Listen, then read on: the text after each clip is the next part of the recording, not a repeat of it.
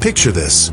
Over 1,000 bombers flying at 25,000 feet above the freezing skies of Europe. Engines roaring.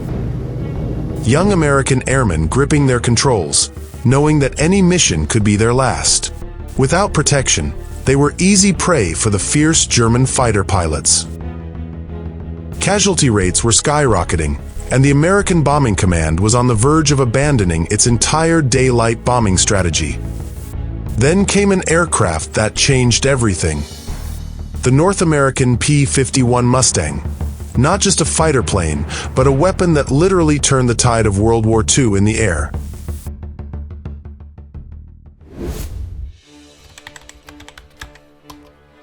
In 1943, the United States Army Air Forces, the USAAF, was running an ambitious daylight bombing campaign deep into the heart of German industry.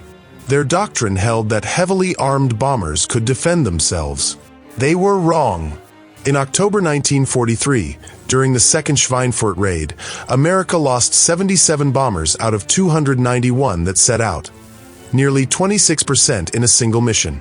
More than 650 crewmen were killed, missing, or captured. Those were losses no Air Force could sustain. The problem was simple. The available Escort fighters, the P-38 Lightning and the P-47 Thunderbolt, didn't have the range to accompany the bombers all the way to their targets deep inside Germany. The moment the Escorts turned for home, the bombers were left alone to face wave after wave of Messerschmitt Bf-109s and Focke-Wulf Fw-190s. The Germans knew exactly when they could attack without interference.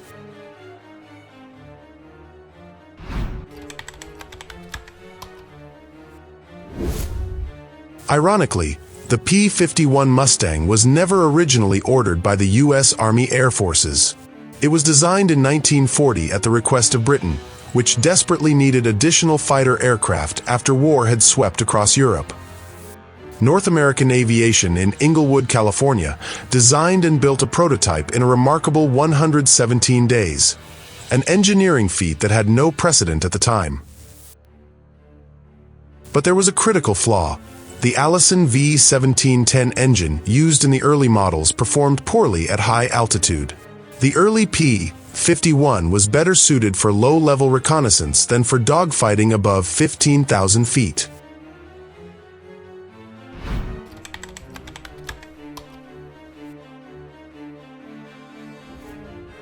In 1942, British engineers performed a simple but inspired experiment.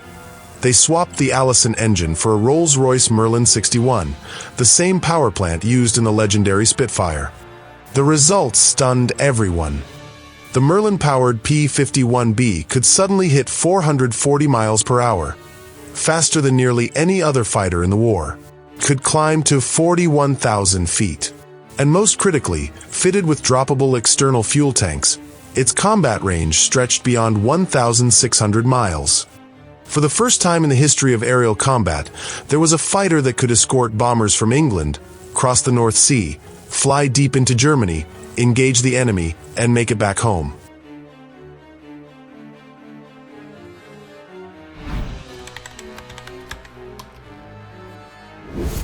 As P-51DS began arriving in force in early 1944, bomber crews greeted them with a name that was simple but full of gratitude: Little Friends.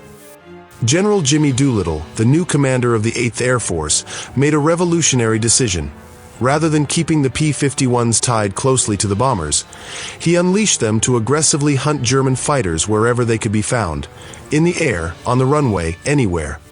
That decision fundamentally changed the dynamics of the air war. In February 1944, during what became known as Big Week, P-51s escorted thousands of bomber sorties against industrial targets across Germany. The Luftwaffe was forced to rise and fight, and suffered losses it could never replace. On March 6, 1944, Berlin was struck for the very first time. More than 800 bombers, protected by P-51 escorts, punched through the air defenses of the Third Reich's capital. This wasn't merely a military strike, it was a devastating psychological blow to German morale. American pilots in the P-51 weren't just shielding the bombers. They were actively destroying the Luftwaffe. Every German plane that fell from the sky was one threat that would never fly again. Between January and June 1944, the Luftwaffe lost thousands of its most experienced pilots, men who could not be replaced. Germany could still build aircraft, but it was running out of trained pilots to fly them. When D-Day arrived on June 6, 1944, Allied troops landed on the beaches of Normandy under skies completely dominated by Allied air power. Not a single German aircraft managed to mount a significant attack on that decisive day. The P-51 Mustang was one of the biggest reasons why. Behind all the statistics and battle maps, there were extraordinary human beings flying these machines. Chuck Yeager, who would later become the first pilot to break the sound barrier, flew the P-51 Mustang in World War II. On one mission, he shot down 5 German aircraft in a single day, becoming an ace in a day. But perhaps the most inspiring story of all belongs to a group that had to fight twice as hard, not just against the enemy in the sky, but against racism on the ground back home. The Tuskegee Airmen were the first African-American aviators in the history of the U.S. military. They were doubted, dismissed, and forced to endure humiliating racial segregation, even within their own armed forces. But the moment they took to the skies in their P-51 Mustangs, with those iconic red-painted tails that earned them the nickname Red Tails, they proved everything that needed to be proved.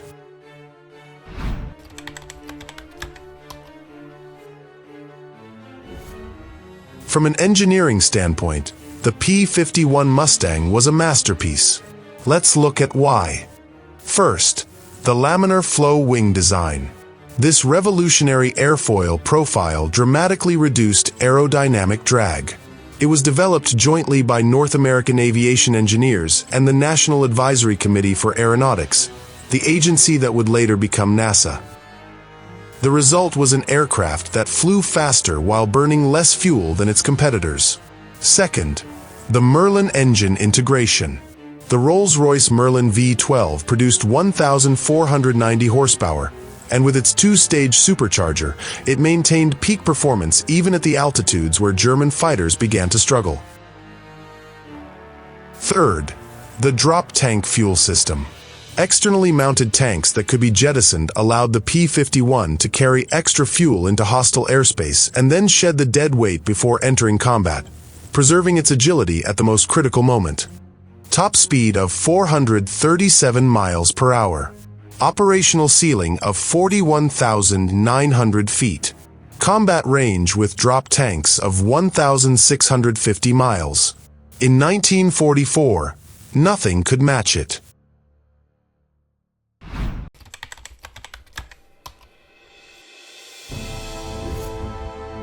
World War II ended in 1945. Germany surrendered. Japan surrendered.